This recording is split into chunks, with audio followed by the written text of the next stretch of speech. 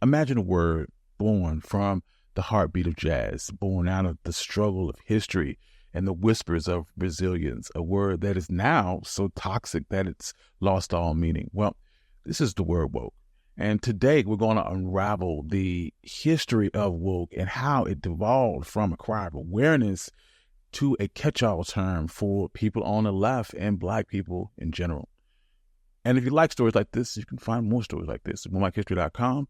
Please support the YouTube channel. Please support my Patreon or my Buy Me Coffee. And I have a new channel, One Mic 2. Check it out for audio-only episodes. And without further ado, let's get started. This journey starts in the Roaring '20s, an era that was painted with the vibrant flows of jazz and the explosion of Black culture. Underneath this glittering surface, a profound movement stirred. Marcus Garvey, a visionary Jamaican philosopher and social activist, called on global Black citizens. In 1923, he commented to wake up Ethiopia, to wake up Africa. Through his words, Garvey ignited a spark in Black communities across the globe. His plea was not about physical awakening, but a call for political and social enlightenment. As the years rolled on, there was this notion of wokeness that continued to evolve. But it was in 1938 where the phrase really took hold, intertwined with the cry for justice with the rhythmic sounds of blues.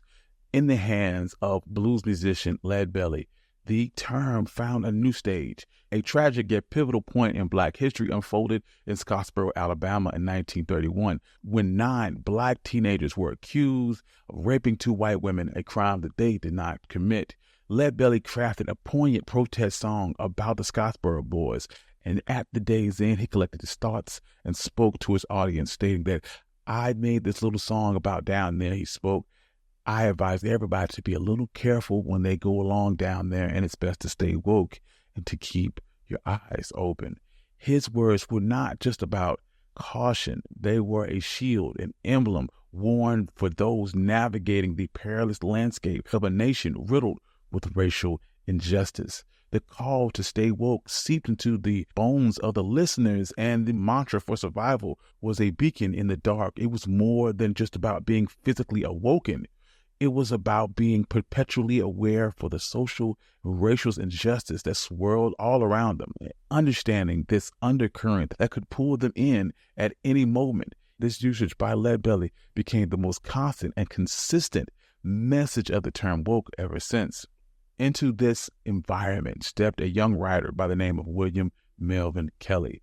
Ever intrigued and observant, he realized that Black language was not just idle chatter, but it was a powerful form of expression, carrying weight and wisdom of its creators. In 1962, Kelly wrote about this revelation in a New York Times article entitled, "If You're Woke, You Can Dig It." Kelly challenges the mainstream reader's assumption about slang from beatnik cultures that was in vogue with white Americans at the time, and explained who actually originated these terms. He firmly credits Black jazz musicians and the Black community. He introduces the term woke to describe awareness and a certain kind of sharpness that's about being more than just physically awoken. It's about understanding the deeper unspoken truths. Kelly speaks not just about the linguistic creativity, but about cultural appropriation. He paints a picture of Black Americans watching others mimic their words, fumble their music, and generally just miss the mark about Black people in general.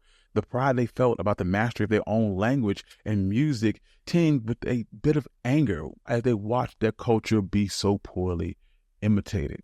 This concept of woke then was not just about awareness, but it was about the ownership of this awareness. Kelly hints of a future where the term might traverse beyond its own origins, risking it being diluted and misrepresented. Fast forward through the decades. As woke evolves and shifts and is adopted by wider circles, losing the richness that Kelly first spotted. As it became mainstream, it morphed into shorthand for political or social awareness.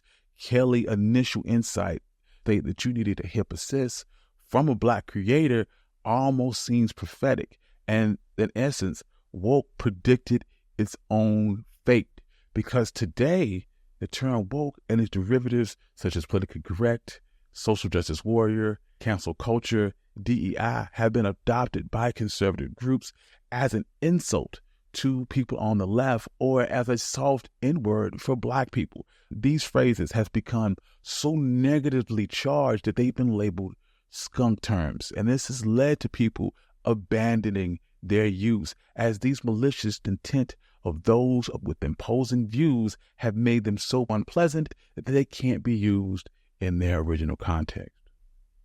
Thank you. I'm your host, Country Boy. This is the history of woke. With life stories like this, you can find most at WoMacHistory.com. I'd like to thank all my Patreon subscribers. Without you, none of this could be possible. And peace.